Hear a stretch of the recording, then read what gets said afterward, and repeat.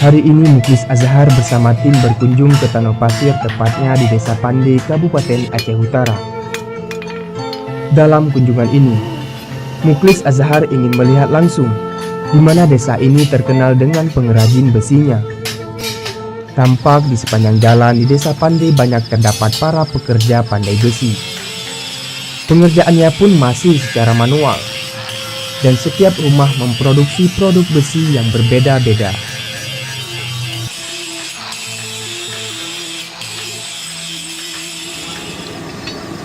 Saya berada di Desa Pande, Tanah Pasir. Saat ini di tempat pengrajin besi Pande. Ini membuat mata baja sawah. Mata baja sawah ini satu set dibuat 18 buah. Ini berharga 450, dibawa ke Medan untuk toko-toko yang ada di Medan. Mungkin di Medan harganya lebih mahal lagi, dan dibawa lagi ke Aceh untuk dijual.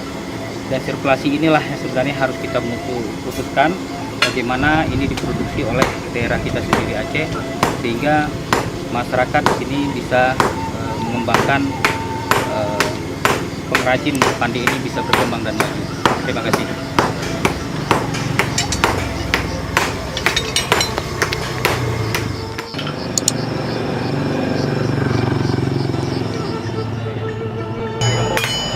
Produk besi yang dihasilkan berupa parang, sabit, cangkul, pisau, dan lain-lain dijual ke Takengon hingga ke Medan.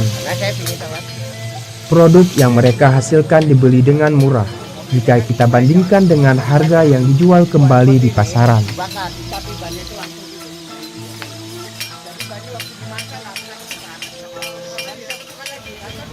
Satu hari kalau pagi sampai sore kawan 3 set ya per. Oh, 2 hari satu hari 2 set. Ya. Oh, 2 set. Kemudian ini produksinya apa, Pak? Baja, mata baja. Mata baja. Mata baja ya. Mata baja. Oh. Berarti 2 set. Itu penjualannya berapa, Pak? Harganya? Harganya Satu set. satu set orang beli sini 400.000. kalau jual beli udah beli orang-orang kampung di sana bawa sini lagi yang suruh pengkok anak leher yang Iya, ya betul. Jumlah tenaga kerja berapa, Pak? 3 orang. 3 orang. 3 orang ya. Jadi memproduksi ini tiap hari, Bapak? Tiap hari. Tiap hari ya. Tidak kecuali orang Oh ya, hajatan ya. Bahan baku dari mana, Bapak? ya. Bahan baku. Ini semua orang jual-jual di sana. Ya, kalau bawa dari Cabruk.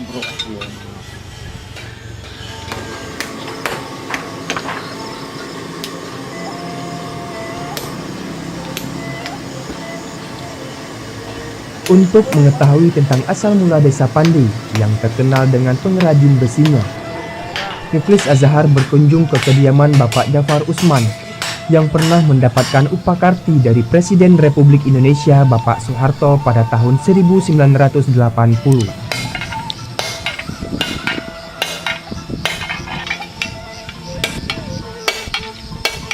Dulunya beda ini namanya Natah Bibu lah.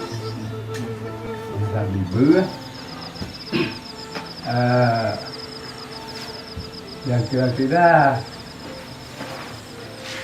di bawah kekuasaan Bule Balangsi atau Nyaki, di bawah kekuasaan Kinya Asia. Perkiraan tahun berapa itu, Pak? Kira-kira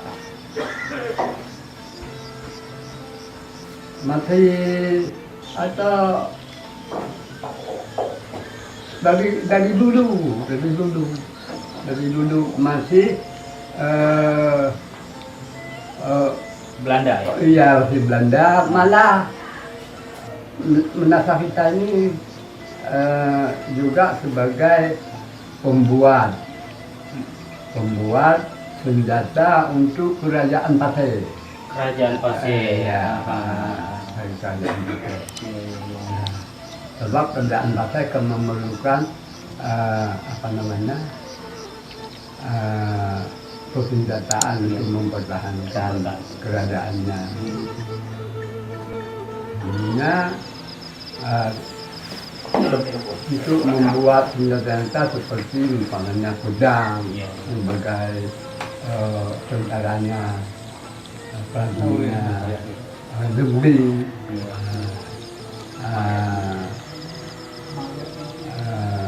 sedangkan untuk pembesar-pembesarnya yang terdiri dari bahri, kulit. Kulit bukan hanya terdiri dari orang Jawa, tetapi orang Aceh pun ada kerisnya. Ada kerisnya. Ada kerisnya.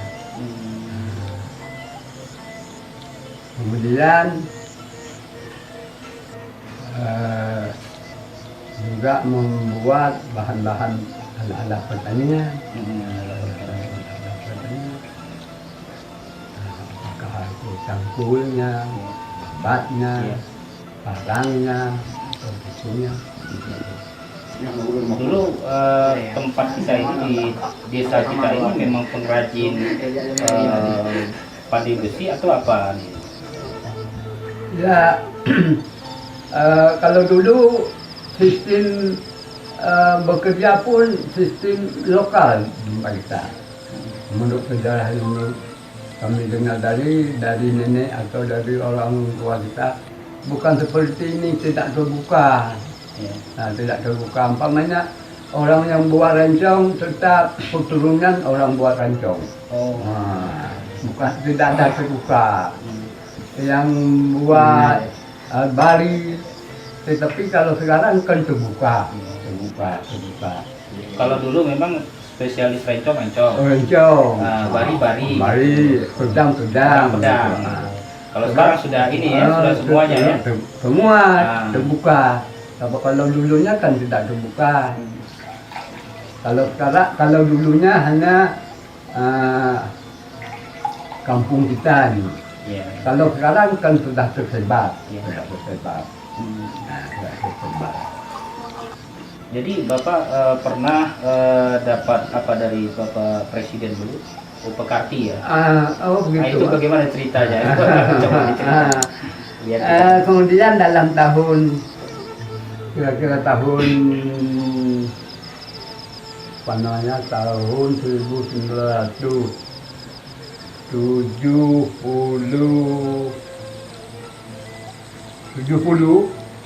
kami ada perkembangan apa namanya dari departemen koperasi dan departemen industri dan tenaga kerja supaya para pengrajin yang ada di desa-desa bisa bergabung di bawah suatu lembaga, satu badan, yaitu dengan namanya apakah koperasi, apakah lain-lain. Kami bentuklah suatu perkumpulan yang namanya koperasi tenaga kerja, dengan namanya Kopintra, koperasi kerajinan dan tenaga kerja. Kami secara kebetulan membangun dengan memohon bantuan dari PT PIN. Kemudian Departemen Koperasi dan Departemen Industri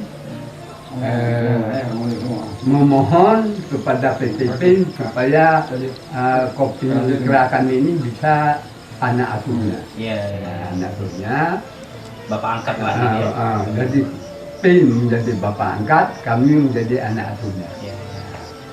Namun itu dalam tahun 1994 Ya. tahun 94 ya, kami dipanggil oleh Pak Harto Ya. depan memberi penghargaan yaitu upah kaki Ya. sampai dengan sekarang kita dapat ditanya Ya. Terima kasih. upah kaki. Inilah yang kira-kira perkembangan tingkat yang dapat kami kembangkan sampai dengan Sekarang. ya.